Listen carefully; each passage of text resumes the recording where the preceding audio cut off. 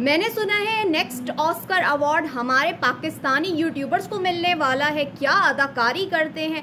Mintu family वापस आने के लिए अपनी परवाज़ भर रही है और साथ साथ ड्रामा भी कर रही है। कभी बन जाते हैं हम बीमार, कभी चढ़ जाता है हमें बुखार, कभी हो जाता है हम हो जाते हैं कभी ख्वार। मतलब समझ सकते हैं आप, इतनी बीमारी में भी बर्तन धुल रहे हैं, खाना भी बन रहा है।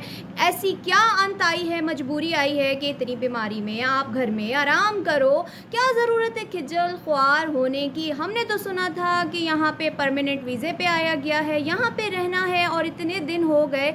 मतलब बंदा एक होता है ना, जब इंसान कहीं पे, जैसे कि आप लोग नई जगह पे शिफ्ट होते हैं तो फिर वहाँ पे आप लोग कोशिश करते हैं कि आप लोगों ने वहाँ पे कोई ना कोई जॉब तलाश करनी है। चलो वहाँ पे मैंने सुना बकौल इनके कि जॉब नहीं मिलती तो कोई काम धंधा मतलब करने की, बिज़नेस करने की कोशिश करता है, कुछ हाथ पैर मारता है। 2 महीने से ऊपर हो गए हैं लेकिन यहाँ पे तो कमाई का कोई ज़रिया नज़र नहीं आ रहा सिवाय व्लॉगिंग, खिज्जल ख्वारी, धक्के ख्वारी। कोई मज़ेदार व्लॉग नहीं है, किसी किस्म की कोई एंटरटेनमेंट नहीं है। Boring boring boring.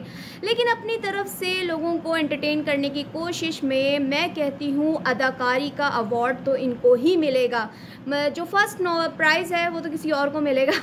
फर्स्ट और सेकंड, थर्ड नंबर पे मिंटू फैमिली आएगी, जो कि वाह वाह क्या अदाकारी करती हैं हबीबा भाभी। अस्सलामुअलैकुम दोस्तों, कैसे हैं आप सब लोग। उम्मीद करती हूँ आप लोग सब खैरियत से होंगे, ठीक ठाक होंगे, चंगे भले होंगे। चैनल पे अगर न्यू आए हैं तो चैनल को सब्सक्राइब कर लीजिए, वीडियो पसंद आए तो लाइक कमेंट शेयर ज़रूर कर दीजिएगा। बात करेंगे हबीबा भाभी और तसव्वुर भाई के इंडोनेशिया परमानेंट शिफ्ट होने के हवाले से। मैंने इनके ऊपर काफ़ी व्लॉग बनाए और आप लोगों को बेहद पसंद आए। बहुत शुक्रिया आप लोगों का, क्योंकि मैं करती हूँ लोगों को एक्सपोज। जो चीज़ें मेरी समझ में नहीं आती है फिर मैं उनकी तह तक पहुँचने की कोशिश करती हूँ। जैसे कि मैंने आप लोगों को कुछ व्लॉग्स बना के जिसमें ज़िशान का भी जिक्र किया था कि जो बंदा इनको लेकर आया है, जिसने इनको राग पाट दिए परमानेंट तौर पे। मतलब इंसान होता है पहले दूसरे मुल्क में खुद जाता है, मर जाते हैं, पहले वहाँ पे सेटल होते हैं, जॉब या बिज़नेस स्टार्ट करते हैं। जब काम जम जाता है, साल 2 साल 3 साल, तो जाके इंसान परमानेंट तौर पे वहाँ पे सेटल्ड होता है। फिर अपनी फैमिली को वहाँ पे बुलाता है, पहले बच्चों के लिए वहाँ पे मतलब सेहत और पढ़ाई के लिहाज से चीज़ें देखता है, फिर अपनी फैमिली को इनवाइट करता है। लेकिन उठाया अपना सामान और बिना किसी प्लानिंग के ये मियाँ बीवी और बच्चे निकल पड़े इंडोनेशिया की सैर व तफरी पे। लेकिन लोगों को बनाया हुआ है पागल। लोगों को ये हमारे जितने भी ब्लॉगर्स से समझते हैं पागल। तभी मैंने कहा कि अदाकारी का अवार्ड हमारे पाकिस्तानी यूट्यूबर्स को ही मिलना चाहिए, क्योंकि बेचारे बड़ी कोशिश करते हैं कि रियल व्लॉग को हम रियल बनाने की कोशिश करें। लेकिन हमारी पाकिस्तानी जो आवाम है ना, वो अब इनकी तमाम मक्कारियों से, तमाम फ्रॉड से ना अब अच्छी तरीके से यानी उनको जान चुकी है कि ये लोग क्या करते हैं और किस तरीके से आवाम को बेवकूफ़ बनाते हैं। ये बात मैं नहीं बल्कि ख़ुद इनके अपने सब्सक्राइबर भी इनको जलीलो ख्वार कर रहे हैं। अब जो अभी 2-3 दिन पहले व्लॉग आया, जब ये लोग मेरे ख्याल में जकार्ता आए हैं, तरंग से जकार्ता आए हैं और वहाँ पे होटल में 2 दिन रुके हैं। 2 दिन रुकने के बाद इन्होंने अपनी परवाज़ कहीं और किसी और शहर में भर ली। अब उसका नाम मुझे नहीं आता, लेकिन वहाँ आने के बाद भाई आप तो परमानेंट तौर पे गए हैं तो फिर तो आपको कोई रेंट पे घर लेना चाहिए। तो ये होटल और इन जगहों के धक्के खाने का क्या मकसद है।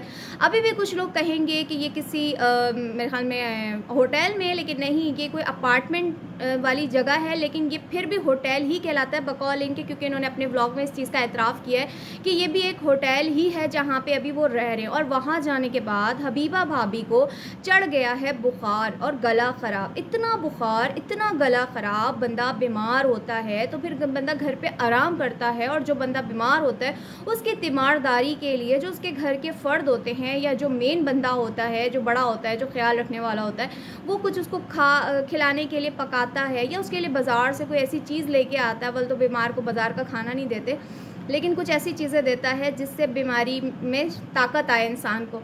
लेकिन हमने ऐसा कुछ भी नहीं देखा सिवाय एक साशे का। वो साशे किस चीज़ का था, ग्लूकोज का था या फिर किसी और चीज़ का था, वो हम क्या कह सकते हैं। मतलब वो होता है ना हाजमे के लिए इनो शीनो, वो कुछ भी हो सकता है, लेकिन हमें बताया गया वो कहवा है।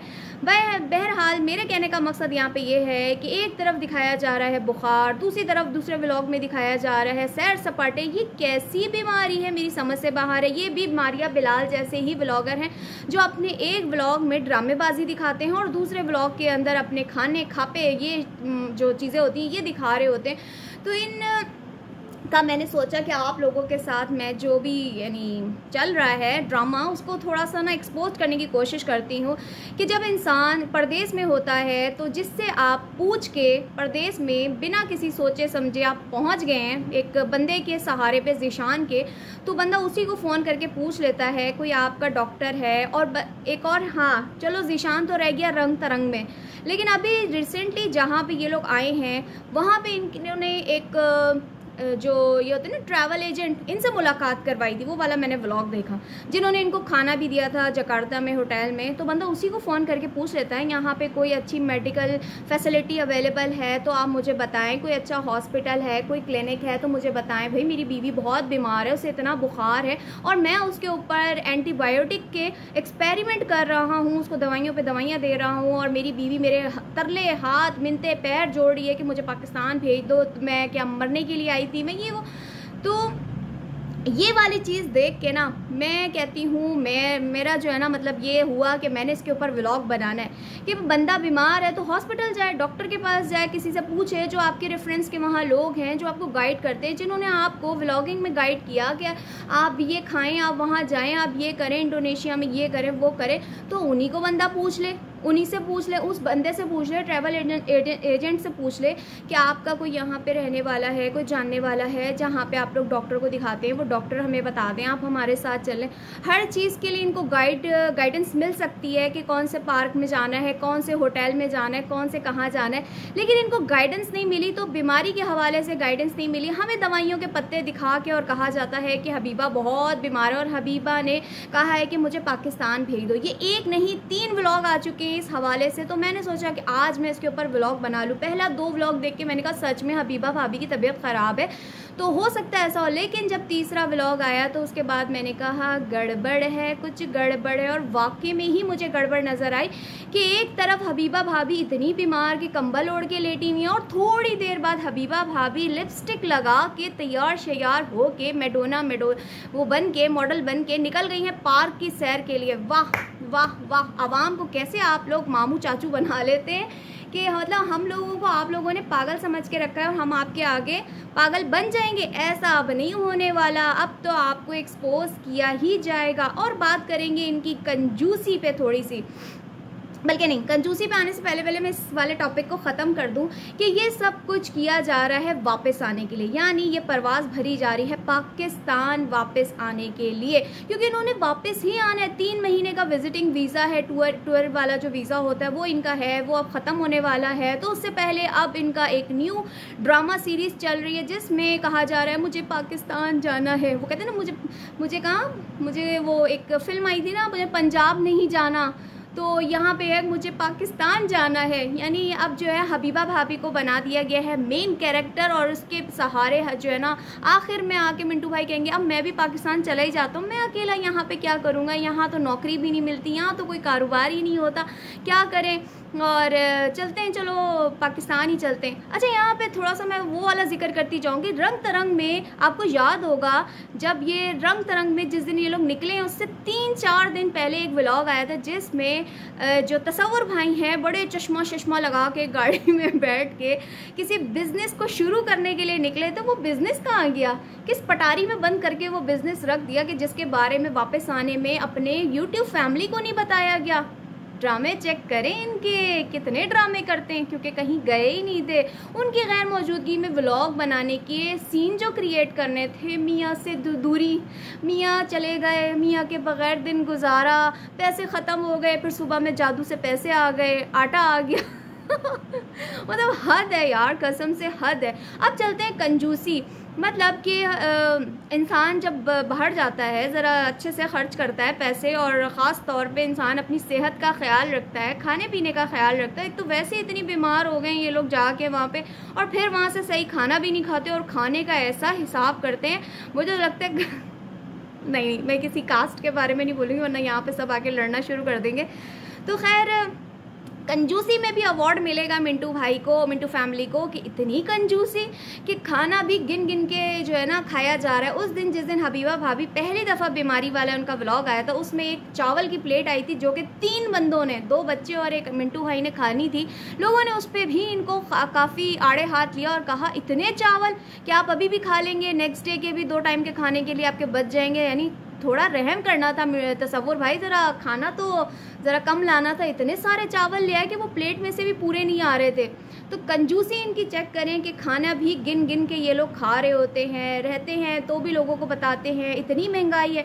तो किसी ने आपके तरले मिनते किए थे तसव्वुर भाई कि आप अपना पूरा टब्बर उठा के तो शिफ्ट होने का, लेकिन शिफ्ट नहीं हुए दोस्तों, ये है ड्रामा।